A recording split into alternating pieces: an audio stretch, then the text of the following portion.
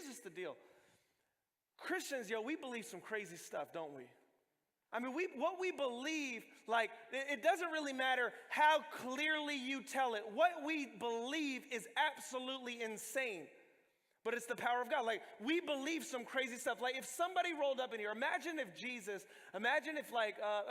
Peter came into this service right now and was like, yo, I got to tell you about the Messiah who just showed up, right? It's 2016. He cuts me off. He's like, I got to tell you about what went down. It's nuts. Jesus, the Messiah, showed up, right? And he comes in and he rolls up and he's at some backwoods, New Hampshire looking guy. He probably got like Carhartt, camo on and a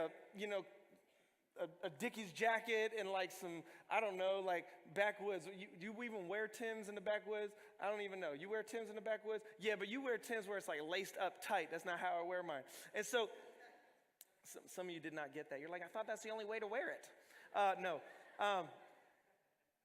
And so just imagine, right? You got some guy rolling up. He grabs the microphone. He's like, check it. He comes. He's like, I am here to tell you about God. You're like, okay, tell us. He's like, you won't even believe it. 30 years ago, this virgin, she was 15. She lived in Salem. And you're thinking immediately, there ain't no 15-year-old virgins in Salem. So I don't know. I think he's lying. But anyway, that's a whole other story for another day.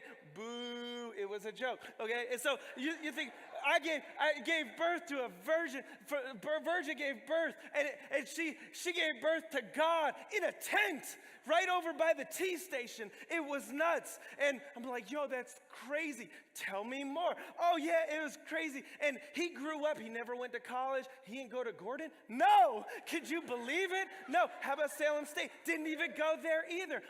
He didn't even own a home. He was poor. He was? That's crazy. Tell me more. He worked at North Shore Carpentry right down the road building tables and crap. It was nuts. God was building tables? Yes, he was. I swear. You swear to God? Yes, I swear to him. Yes. And then what happened? Well, at 30, he was rolling down the street over at Dane Street Beach, and he was passing me. I was just a fisherman casting my nets. It's like, that's cool. And then he said, follow me. I'll make you fishers of men.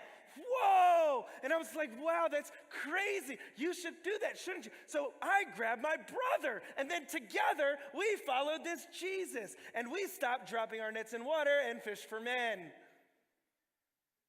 Wow. So then what? Well, then we started a new religion. Okay.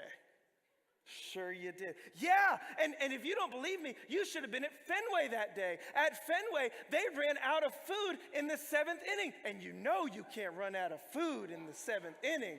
And so Jesus was like, yo, give me 2 fried chips, fish chips thingies, and how about some popcorn? We gonna feed 5,000. And he did it right there in front of my eyes. You're like, that's crazy, bro. He's like, that ain't even it. We ran out of Guinness too. So what'd you do? Jesus was like, give me some water, put it on tap. And he made some new Guinness. And it was the best Guinness ever. You know you need Guinness in the 7th inning because they'll cut you off by the 8th inning. Jesus is the man. Follow him and have everlasting life and joy. You clap. Thank you. Thank you, man. Just kidding.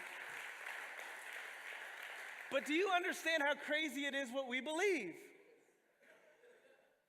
Right? That God, namely Jesus, was born of a virgin. He worked as a carpenter. He absolutely had no flaws in him. He fed 5,000 people with a fish and bread. He turned water into wine.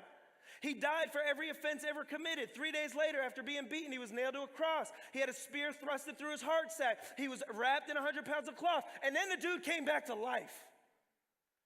And he proves to the world that he is exactly who he says he was, the Son of God, the Messiah, God in the flesh. And then he tells 12 wingnuts, yo, go tell the world. And they do.